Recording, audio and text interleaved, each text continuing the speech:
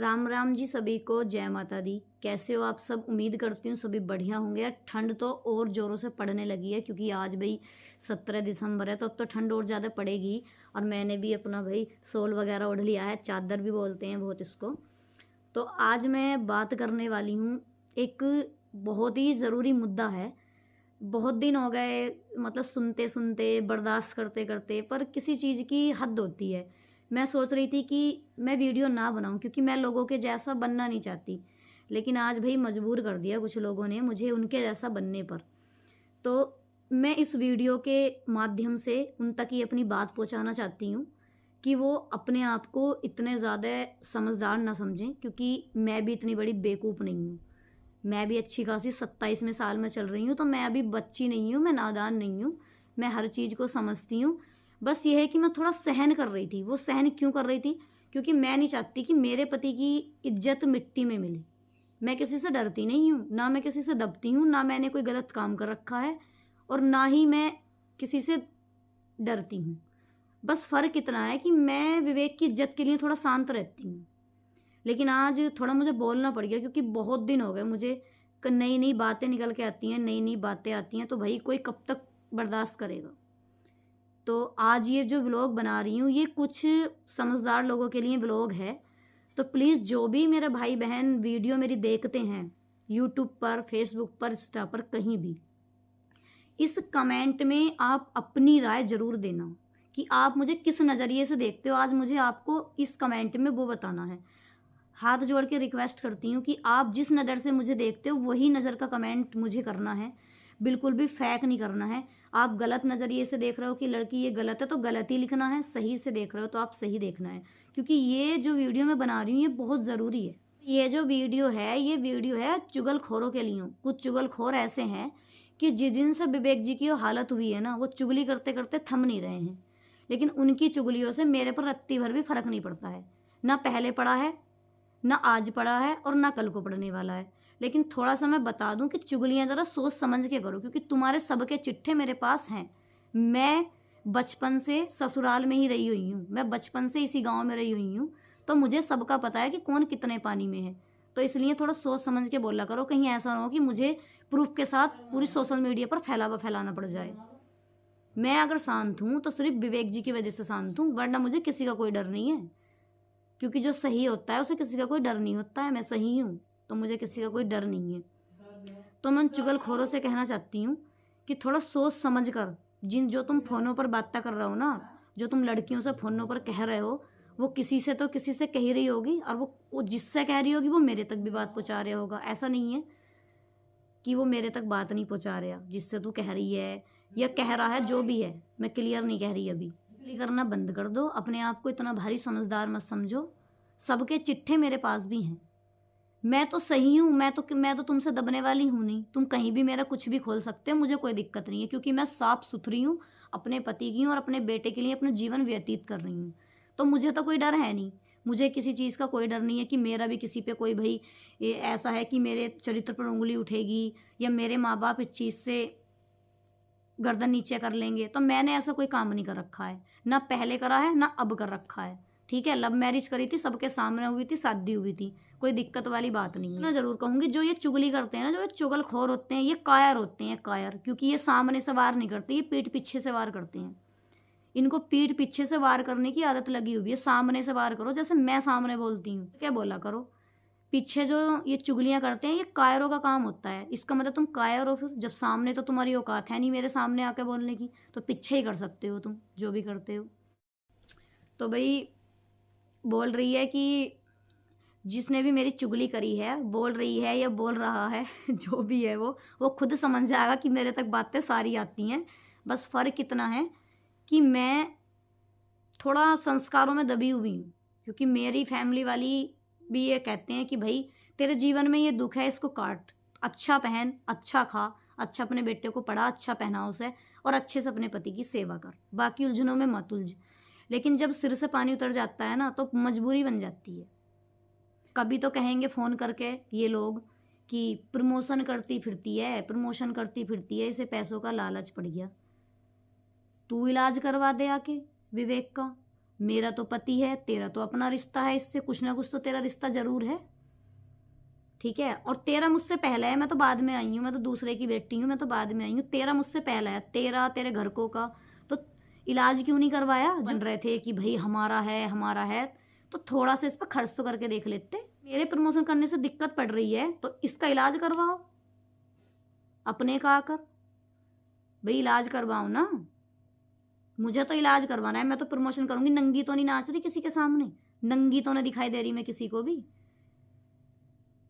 मेरे प्रमोशन करने से बहुत दिक्कत हो रही है भाई बहनों लोगों को कि ये प्रमोशन क्यों करती है, क्यों पैसा कमा रही है ना, क्यों विवेक पर लगा रही है। तो तुम लगा लो भाई, मुझे भी जैसे तुम अपने कंबलों में ठंड में लेट रहो ना, मुझे भी लेटने का बहुत मन करता है, ठंड में उठने का मेरा भी मन नहीं करता है। मैं भी चाहती हूँ कि मैं भी अपने कंबल में रहूँ, लेकिन मैं फिरती हूँ किसके लिए भाई?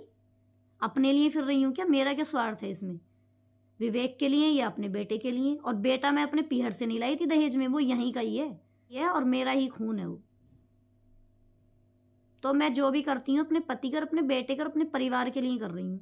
और तुम्हें भी इतनी बड़ी दिक्कत हो रही है तो खर्चा उठाओ आके, बकवास करनी तो बंद करो। फोन उन पे कहने लोगों से फोन कर करके कह रहे हो, फिर वो किसी और से कहते हैं, फिर वो मुझसे कहते हैं, है ना। तो ये बंद करो, ये कायरों का काम है जो तुम कर रहे हो। ये कायर करते हैं पीठ पीछे बुराई। अगर तुम में इतना दम है तो सामने आके बात करो। बहुत दिन हो गए मुझे, 3 साल बीत गए, चौथा चल रहा है सुनते सुनते। अब एक शब्द भी नहीं सुनूंगी मैं, एक शब्द भी। अगर मुझे एक शब्द भी कहा गया ना, क्योंकि मैं सही हूं, अगर मैं गलत होती तो मैं 1000 शब्द सुनती। अगर एक शब्द भी इस बार मुझे कहा गया ना, तो जो पहले किया है ना मेरे साथ, वो सब दिखाऊंगी। फिर मैं वीडियो बना रखी थी मैंने उस टाइम की भी, जो जो मेरे साथ किया गया है। ऐसा मत सोचो कि मेरे पास वीडियो नहीं है उन चीज़ों की, वीडियो है। मुंह दिखाने लायक नहीं रहोगे तुम। ये भी शुक्र है कि मैं सिर्फ अपनी फैमिली वालों के और अपने पति की इज्जत की खातिर सहन कर गई उस टाइम में वो चीज़ें,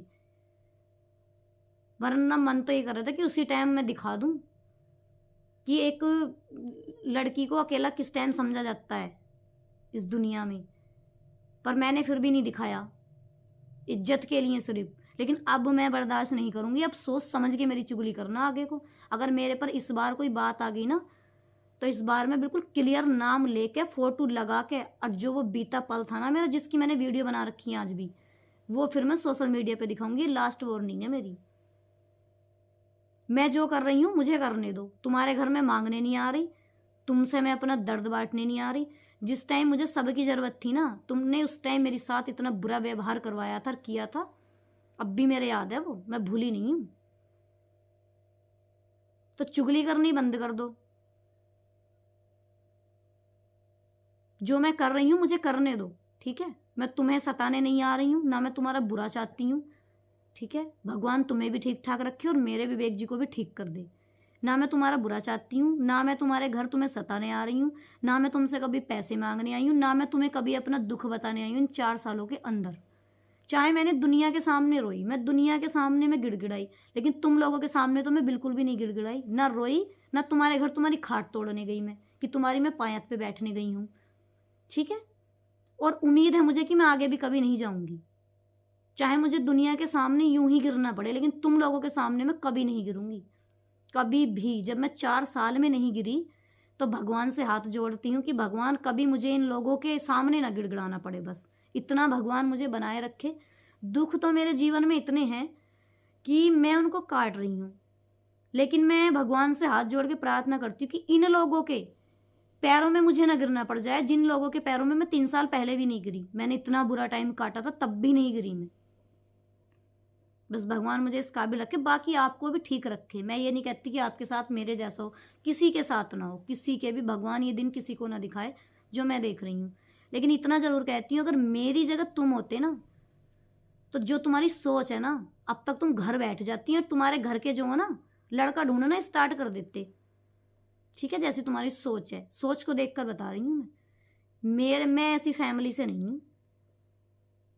दुख सुख जो भी है मेरा यहाँ कट रहा है, और प्रमोशन तो मैं करूँगी भाई, क्योंकि मेरा काम है प्रमोशन करना। तुम्हें दिक्कत हो रही हो तो पैसे दे जाओ, प्रमोशन करने बंद कर दूंगी।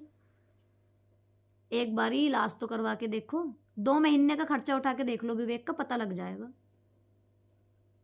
ज्ञान बांटना बंद कर दोगे लोगों को और चुगलियां करना बंद कर दोगे जिस दिन 2 महीने विवेक का खर्चा उठा लिया। सिर्फ विवेक विवेक का बोल रही हूँ और किसी का नहीं बोल रही। 2 महीने तक। अभी पीछे विवेक जी के ताऊ जी एक्सपायर हुए थे, तो विवेक जी का काफ़ी बड़ा परिवार है। मैं किसी को गलत नहीं कह रही कि कोई गलत है, मेरे लिए तो ना कोई गलत है ना कोई सही है। देखो, क्योंकि मैंने अपना जीवन अकेले काटा है, मुझे किसी ने कोई साथ नहीं दिया है। मैं क्लियर बोल रही हूँ।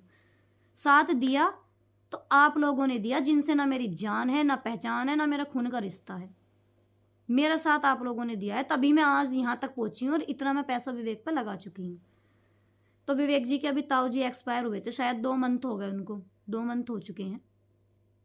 उन्होंने विवेक जी का 2-3 महीने बहुत किया, विवेक जी को बिठवाया, निलवाया भी मेरे साथ। अगर मैंने उनको एक आवाज़ भी लगाई है ना, तो वो दौड़े चले आए हैं विवेक जी का करने के लिए। उस बंदे का मैं कैसे एहसान भूल जाऊं भाई? वो तो दुनिया में नहीं है, वो तो चले गए हैं, लेकिन मैं उनका एहसान कैसे भूल जाऊं? मैं तो ये बोली, उन्होंने तो 3 महीने मेरे पति का करा भी। अगर वो 3 दिन भी करते ना, मैं तब भी जिंदगी भर एहसान नहीं भूलने की उनका। वो तो 3 महीने कराया उन्होंने मेरे पति का, और फिर भी वो जिंदगी भर थोड़ी करते। उनके भी बच्चे हैं, उनकी भी खेती है, उनका भी घर बार है। मेरे पति की सेवा में थोड़ी लगे रहते। वो 3 महीने मेरे पति का करा, तो मेरे लिए वो 3 साल का करके गए हैं। तो अभी वो एक्सपायर हुए थे, तो मुझे उनका बहुत दुख हुआ था, और आज भी है। क्योंकि हमारे घर आते थे, मैं बोलती थी और ऐसा भी कह देती थी कि ताऊ विवेक का बड़ा लंबा समय हो गया, ताऊ कैसे होएगी? तो वो कहते थे, भाई काटे जाओ, तुम तो अपनी चलती में बतेरा कर रही हो, इससे भी ज़्यादा क्या करोगी?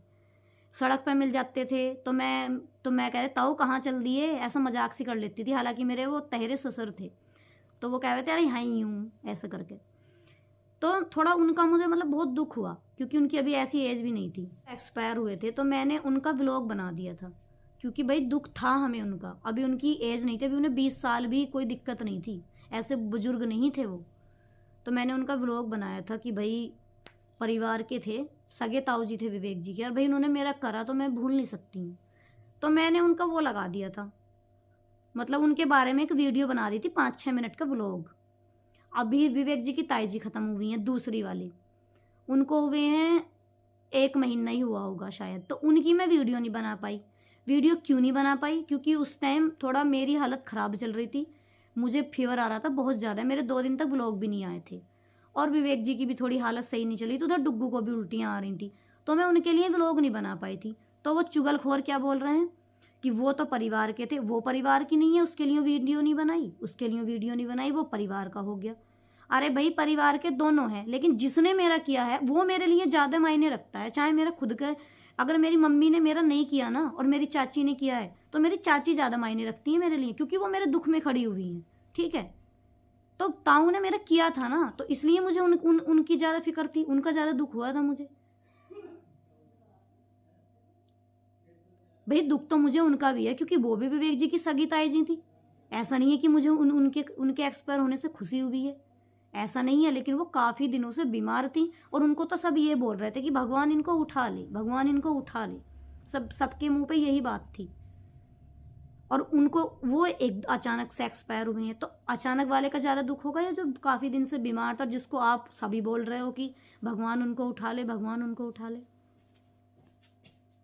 अब भाई दुख मुझे दोनों का बराबर था। करनी बंद कर दो, तुम्हारी चुगलियों से मेरे पे कोई असर नहीं पड़ेगा। वो वाली साक्षी नहीं है जो सन 2022 में तुमने देख रखी थी, सन 2022-23 में जो साक्षी देख रखी थी कि इसको इतना परेशान कर दो, मेंटली टॉर्चर कर दो। क्योंकि मुझे बात बहुत लगती है, चाहे मुझे रोटी मिले ना मिले, पर मुझे इंसान की बात बहुत लगती है। ना मैं किसी को गलत कहती हूँ, ना मैं गलत सुनने की हिम्मत रखती हूँ भाई।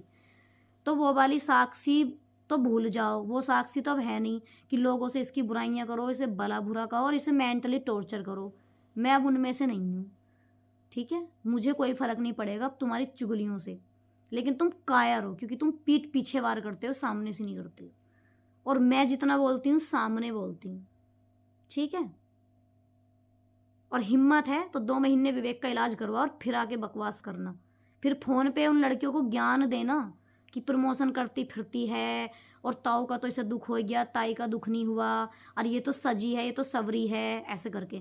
तो जिस दिन ताई ख़त्म हुई है ना, उससे 1 दिन पहले मैंने प्रमोशन करा था वो सजने का, ना कि उस दिन करा था जिस दिन ताई खत्म हो गई है, समझे? ज्ञान बांटना बंद कर दो। मैं समझदार हूँ, मैं बेवकूफ़ नहीं हूँ।